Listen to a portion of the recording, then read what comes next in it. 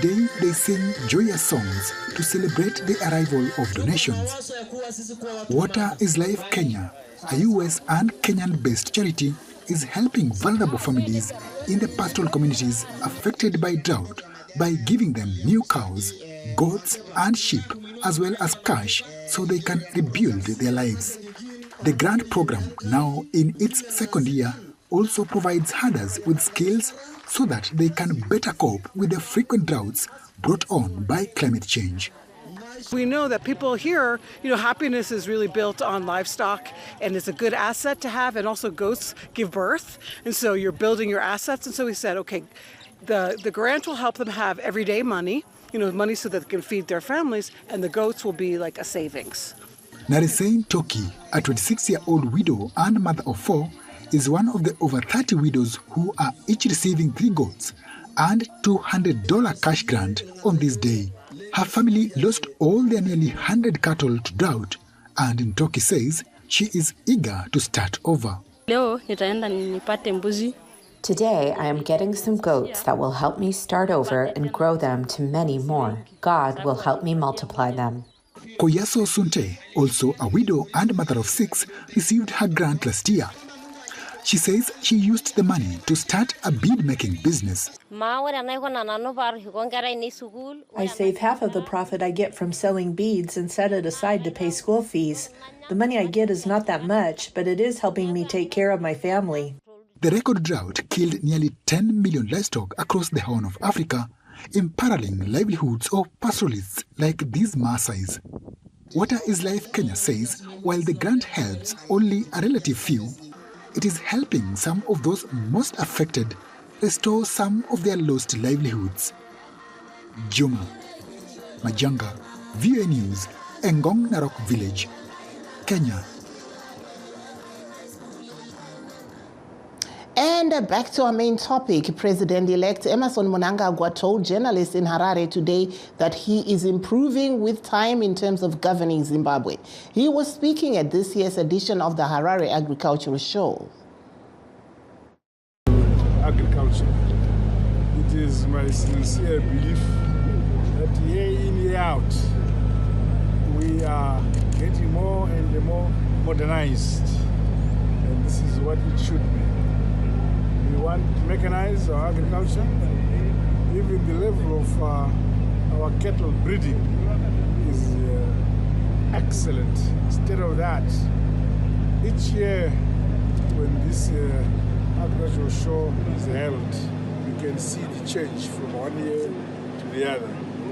But most importantly, I'm told by the chief here that we have more exhibitors each year, both in terms of quantity and in terms of quality. Things are getting better and better. What we don't know is whether the media is getting better and better. But the economy is actually getting better and better. And the president also is getting better and better by being re-elected. That day was President-elect Emmerson Mnangagwa speaking at the Harare Agricultural Show. Last Saturday, Zimbabwe Electoral Commission Chairperson Justice Priscilla Chigumba told the nation that Mnangagwa was re-elected president after getting 52.6% of the vote, beating Nelson Chamisa of the opposition Citizens Coalition for Change, who amassed 44%. The Citizens Coalition for Change described the elections as a gigantic fraud, saying many voters were disenfranchised by the electoral body, which allegedly withdrew council ballot papers in urban areas on voting day. Please stay tuned as we take a brief break. We'll be right back. In times of change, when the world seems uncertain, and what we hear doesn't reflect what we see, we seek the truth. When we are told only part of the story, we lose trust. In moments of crisis, our dreams, hopes, and wishes for a better tomorrow depend on a free press. At Voice of America, We bring you the stories that people take risks to see. We connect the world and unite it with truth. At Voice of America, we show you the whole picture.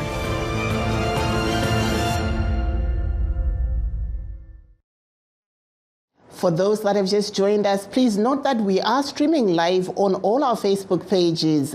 We are on VOA Shona, VOA Ndebele, and VOA Studio 7. We're also live on YouTube at VOA Zimbabwe. And to discuss Zimbabwe's way forward, we are joined via Skype by human rights activist Makomborero Aruzivishe and Francis Mufambi of ZANU-PF. We also have Mr. Tim Muringai of the CCC while we're waiting for Promise Mukwananzi of the CCC. Welcome to the program, gentlemen. Thank you. Yeah, thank you. I'll start off with you, Mr. Francis Mufambi, in Zimbabwe of ZANU-PF. We saw the president there at the Harare Agricultural Show that he's going to be a better president for Zimbabwe. And we're also hearing that there will be an inauguration on Monday. Please update us. Okay, thank you very much. As you know, I think anyone with experience becomes better. And President is only confirming the constitutional provision, Section 94 of the Constitution, whereby when you are elected president, therefore the next stage is for you to get inaugurated. And I would like maybe to take this opportunity to say congratulations to President Idi Mnangagwa for the trust that the Zimbabweans have bestowed upon him. And congratulations to the Zimbabweans for making the right decisions to re-elect Comrade Idi Mnangagwa, who is the right person for the job. Thank you. And I'll come to you, Mr. Tim Muringai of the CCC. We are hearing there ZANU-PF saying that the president will be inaugurated on Monday. What's your take? People have been waiting to see what the way forward is for CCC. Thank you for having me. What we are waiting for is to see a process play through in terms of SADC, AU, EU, China, and everybody in the world who's concerned about the situation in Zimbabwe. The election was declared a sham, and it's parody when we look at what ZANU-PF is trying to do, force things down the throats. I hear my brother here he just quoted the Constitution, but then the Constitution is quoted by ZANU-PF when it only applies to their situations. They don't apply it when we're asking for voters' rolls, for delimitation reports, for the results of the election. So we don't even know what the numbers are in terms of what Mr. Mnangagwa believes he said he won. So that's where we are saying we're not part of the sham process that's going on, and we'll see what steps to take further. Over to you now, Makomborero Haruzivishe over there in London. You're a human rights activist. What's your take on what we're seeing developing in Zimbabwe? My take is whatever is happening in Zimbabwe, it doesn't define progress from the elections process themselves. And if we check from the viewpoint of human rights abuses, who know that Tinashe Chitunge was killed in this election by ZANU-PF, non-ZANU-PF activists, we know that there is Honorable Job Sikala, who is in jail. He was a member of parliament. He was denied the opportunity to participate in this election over frivolous charges. We know that at least 20 opposition candidates, MPs, and councillors were contesting from the courts and from jail. So this, from a human rights perspective, this election was not free and fair. And even the CIO, Deputy Director General, Gacha Mazitulela, agrees with me following his attack on the 24th, Thursday, the 24th of August. He's one of the people who fell victim to state thugs who were busy beating people in Harare for no apparent reason, but with aims to suppress the voting in the opposition stronghold. So this, coupled with the absence of electoral reforms, a flawed and controversial delimitation exercise, no voters' roll, abuse of the maintenance of Peace and Order Act, and the recent amendments, we know of the Patriotic Bill, abuse of state resources, and concerns over judicial independence. This was the most litigious election ever, where we saw Mr. Mnangagwa cherry-picking candidates, using the High Court to cherry-pick contestants. And he also, fortunately, he overdid this rigging and cherry-picked ambassadors. We know some, even local ambassadors in Zimbabwe, have been observing elections before. They were denied accreditation by the Zimbabwe Electoral Commission, and others, 41 of them, were arrested in the middle of the election. But by that, those that they accredited, they thought they'd called their friends, but their friends came to do what they've been called to do, to observe elections. And we saw in the preliminary reports that they wrote, and I had my comrade there from ZANU-PF, Mr. Mfambi, saying congratulations to Mnangagwa. But I can clearly tell him that there's no inauguration on Monday. This is a disputed election. It's stingy. The results that were announced by Chigumba have nothing to do with the voting process. However mad and irregular it was, they have nothing to do with it. It was a festival of illegalities, and the Zimbabwe Electoral Commission cannot even verify the figures they announced. They announced an election result which had leaked over 24 hours before they were announced. So this was a sham, a monumental sham, which was confirmed for the first time by SADC, AU, COMESA, EU, the Carter Center, and the world at large. We saw statements from the United Nations. So this does not represent progress, and this is not the end. It's just at the beginning, and it will not end well for Zimbabwe, and especially the election riggers. And Mr. Haruzivishe, can you explain further? You say that there will be no inauguration on Monday. Why do you say that? We have not seen anything come from other parties challenging this election in court. Due to the high level of contestedness of the results of the election, high level of lack of credibility of the election, definitely there will be political and, of course, legal means to make sure that this inauguration doesn't go ahead. Whatever, whatever strategy may work, as long as it catches mice, the cat, whether it's black or white, as long as it will catch mice, it will be employed, to be deployed to stop this inauguration. Coming back to you, Mr. Mufambi of ZANU-PF, you heard what Marco they just said, Mr. Haruzivishe, about the inauguration. What says you? That we are dealing with an opposition that does not even have a constitution, but they want to tell us about constitutionalism. Okay, for a start, if they want to challenge the election, they have the right to do so, and it's actually laid down in the Zimbabwean Constitution, Section 93, and there are procedures for them to do so, and we have, our hands are open to allow them to do so. And to say there will be no inauguration is just a dream, if I can call it, maybe a political wet dream, because the inauguration will go forward as long as there's no court judgment to set aside the election result.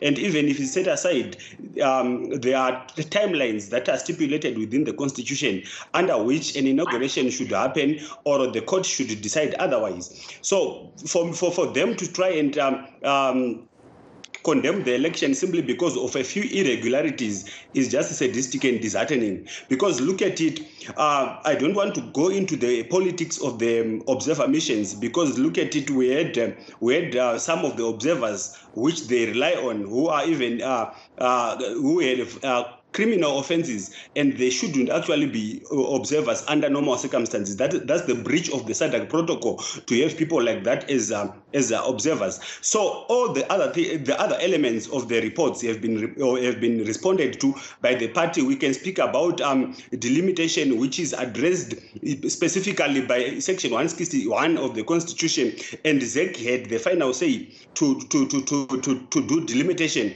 We have the voters roll. Every other Zimbabwean had a chance to use their phones, even the USSD, to check their details on the voters roll. We have the MOPA. You know that ZANU-PF has more rallies that were banned by the police compared to the opposition, but they still want to be crybabies. Then you can talk. He mentioned the Patriotic Act. I think he doesn't understand what that means, because there is no Patriotic Act in Zimbabwe, but rather there is the amendment of the Criminal Law Codification and Reform Act. Sorry? Go ahead. Okay, I'm saying there's no patriotic act in Zimbabwe. There is amendment of the Criminal Law Codification and Reform which states clearly that a Zimbabwean is not allowed to negotiate or on behalf of himself or an agent of foreign governments so that they can bring trade blockades, so that they can bring sanctions against the country. There's nothing that is electoral related to that. They can speak about anything that was raised in that in those Shemufu observer reports. And as a party, we have spoken to this, and I will not overemphasize. Thank you. Thank you there. I'll come to you, Mr. Muringai of the Citizens Coalition for Change. We're still trying to get hold of Mr. Promise Mukwananzi, who's on the ground, but over to you. What do you say, in response to what we're hearing there from ZANU-PF?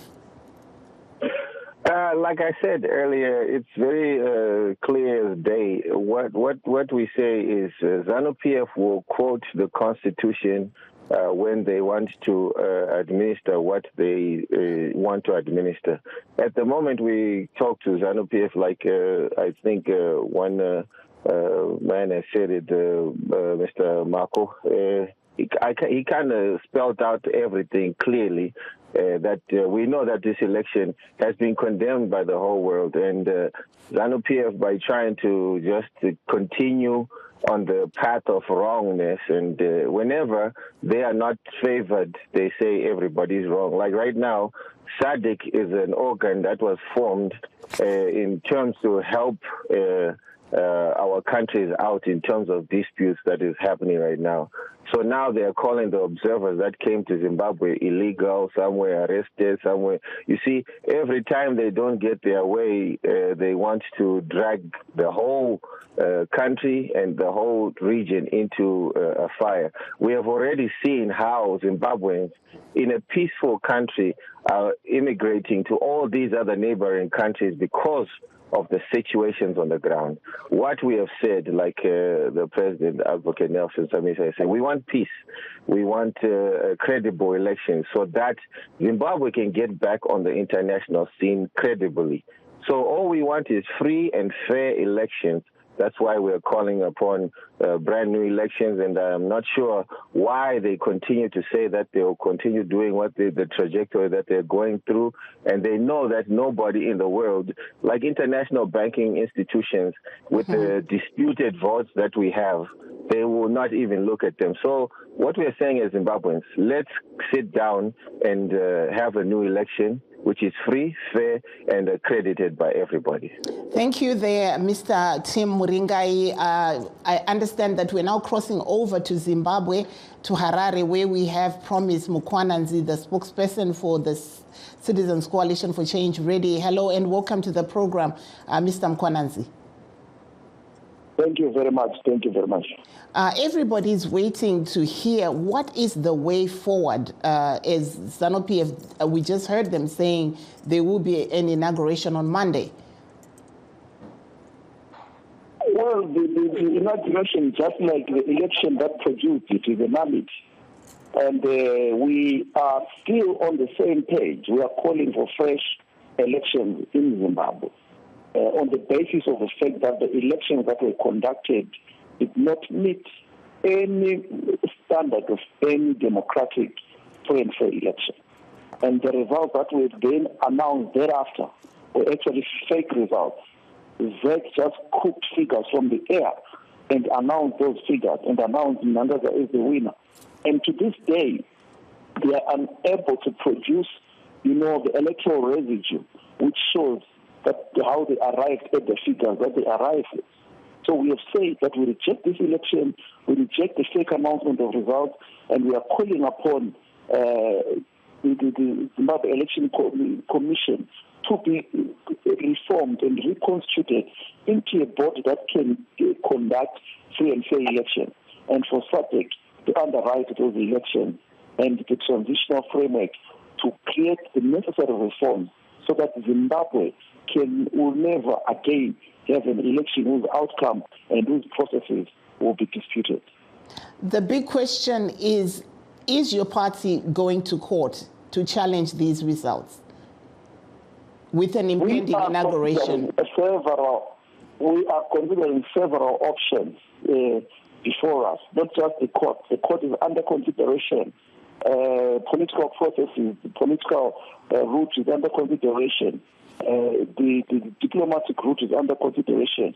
And all those options will be announced in due course, depending on which one looks viable and which one looks effective in terms of the objective of bringing about a fresh election in Zimbabwe. Thank you there, Mr. Mkwananzi. I'll cross over to you, Marco, in the UK. What is the way forward from what you can see? We've just heard from ZANU-PF, we've heard from CCC. The way forward is for Zimbabweans, the region, the continent, and the world at large to really convene and to solve the Zimbabwean crisis once and for all. We all know, yes, people may speak of the courts, but I can tell you as someone who's been arrested 37 times, I've spent countless nights in prisons across Zimbabwe, but I don't have any record of conviction. And this shows that it was persecution. Even my comrade Mfambi there has also been, we were persecuted together at college. I'm sure he remembers very well. So there is no rule of law. We cannot speak of a constitutionalism with ZANU-PF in one go. Look, ZANU-PF subverted the whole constitution in 2017. That coup was not cured. We never returned to the path of legitimacy from there. So going to the court, it will only work. The court that matters is the court of public opinion.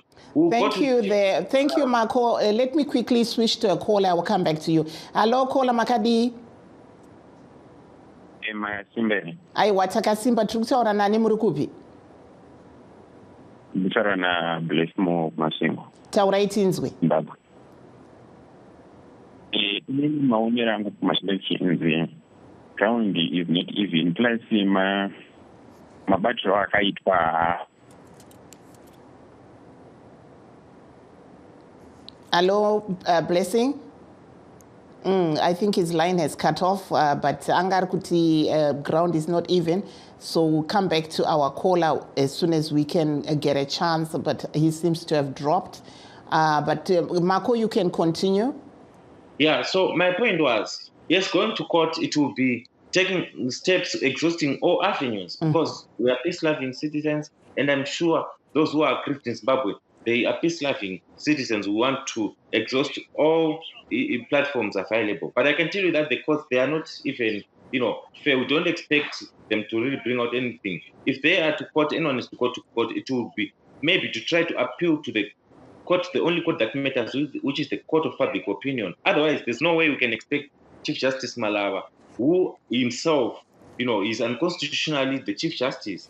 So obviously, you do a payback to his comrade Emerson Mnangagwa, who, he broke and subverted the constitution to extend his tenure of office. So going to the courts and expect justice, it's like, goats and sheep expecting justice from the courts of the hyena. They will always be killed. They will never win. So going to court will, of course, be exhausted. It's an avenue that will be exhausted. I'm sure you saw all preliminary observer missions. They advised this way forward after citing gross irregularities, after citing that, gross actions which were done by the Zimbabwe Electoral Commission, which shows illegalities. Then if there were illegalities, then this means that it was the first of illegalities. The process on its own doesn't, guarantee the election credible. And despite even opposition wins and everything, even if Nelson Chamisa had been declared the winner as he had won, I can tell you his victory, he had been declared, it wouldn't have sanitized the gross irregularities that were done by the Zimbabwe Electoral Commission. The Zimbabwe Electoral Commission messed up. Imagine in Harare, some polling stations which are less than 5 kilometers from the ZK headquarters, they waited for 12 hours to have ballot papers after it commenced. And it shows serious voter suppression. And wherever we are going as a nation, for the good of all of us, we need a quick return to a rule of law. We need a quick negotiated pathway, which is guaranteed, and underwritten by international institutions like SADC, AU and the likes. We need. Thank you there, Marco. Thank you, Marco. Unfortunately, time is really not on our side. I wanted to give a chance to Mr. Francis Mufambi of ZANU-PF to just give us his last word before we turn over to Mr. Mkwananzi. Go ahead.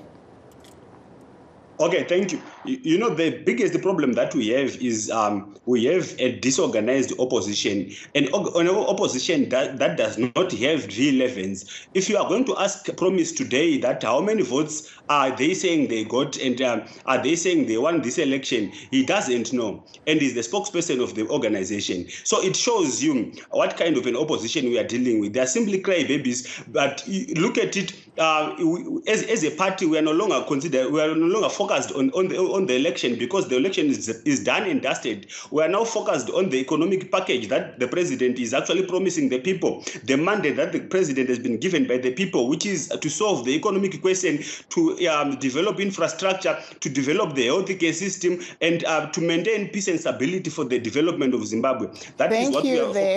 Thank you there, Mr. Francis Mufambi of ZANU-PF. I'll now turn over to Mr. Promise Mkwananzi of the CCC. Your last word.